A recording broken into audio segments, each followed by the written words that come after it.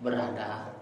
Masih bersama dengan kami, tentunya dengan jargon kami, Clean today, better tomorrow. Itu pada kesempatan kali ini kita akan berbincang dengan pakar daripada daur ulang sampah atau dengan Pak Ali dengan tema program daur ulang di komunitas. Tapi sebelumnya kita akan tanya dulu bagaimana kabar untuk hari ini, Pak. Ya selalu baik lah, alhamdulillah baik Pak. Alhamdulillah.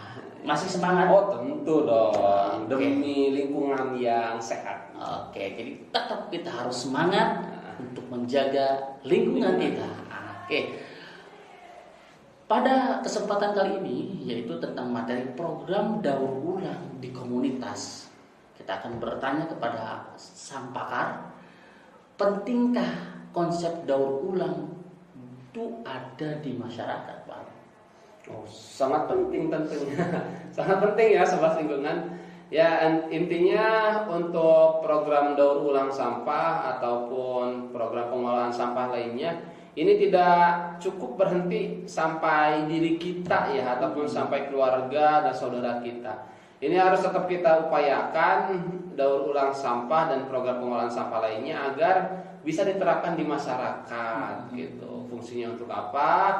Agar bisa menyeluruh pengolahan sampah yang baik itu diterapkan di masyarakat. Sehingga akhirnya kan kalau sampah ini terkelola dengan baik, otomatis kita bisa mencegah hal-hal yang tidak diinginkan, terutama terkait dengan pencemaran lingkungan ya, baik itu tadi pencemaran dari air, udara ataupun dari tanah gitu. Artinya ini bagus sekali untuk diterapkan di masyarakat gitu. Jangan berhenti sampai di kita.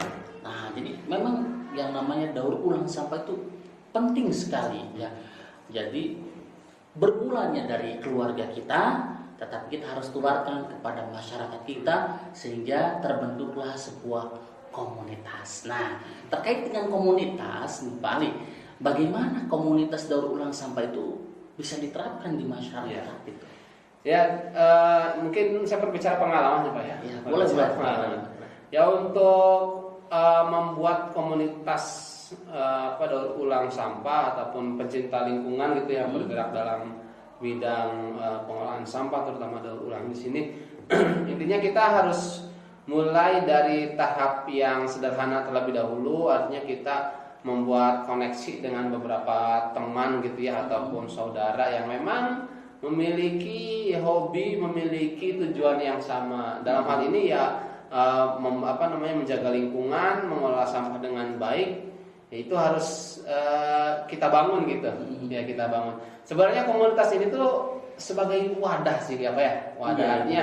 Kalau katakan saya ini pecinta lingkungan, kemudian Pak Irfan juga pecinta lingkungan.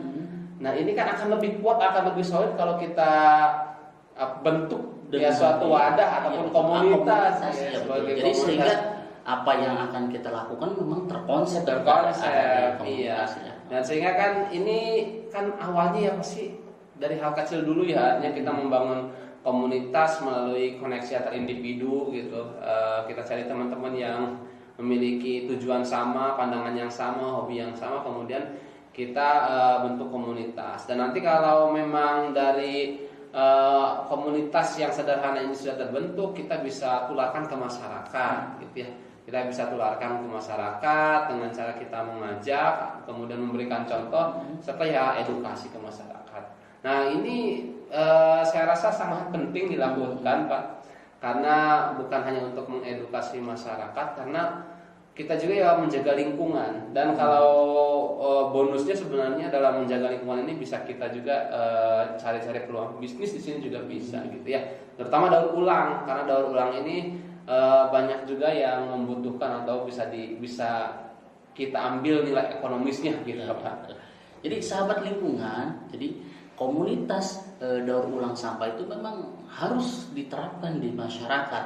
Salah satunya yang peran yang penting itu adalah untuk menjaga lingkungan kita, apalagi kalau sudah mulai masuk ke bisnis ya Pak, itu sangat luar biasa. Tetapi pasti akan ditemukan sebuah kendala ketika kita ingin mendirikan sebuah komunitas, misalkan contoh komunitas pencinta lingkungan. Nah, kira-kira kendala apa yang dapat ditemui ketika ingin mendirikan sebuah komunitas daur ulang?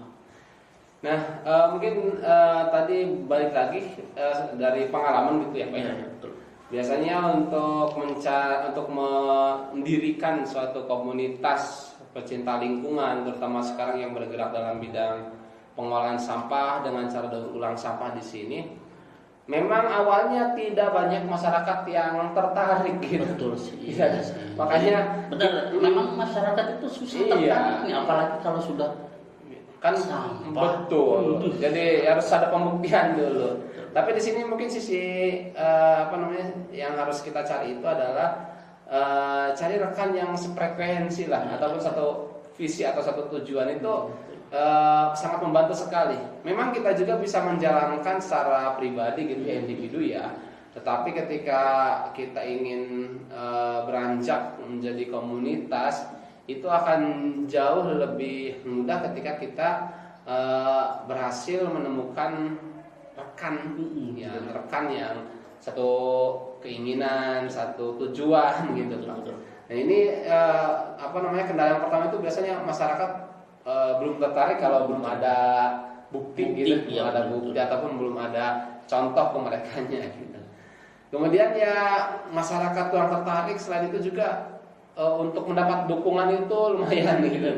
Ya, untuk mendapat dukungan itu lumayan harus struggle, harus berjuang, karena ya tidak banyak juga sih yang ingin bergerak di dalam bidang persampahan gitu, karena ya banyak paradigma yang kurang benar sebenarnya terkait sampah gitu ya, terkait sampah. Nah, sehingga di sini kendala yang selanjutnya juga kita ketika ingin memulai komunitas daur ulang sampah, ini juga biasanya kita membutuhkan sarana dan prasarana, di mana sarana dan prasarana ini memang butuh, tapi butuh biaya juga begitu. Betul.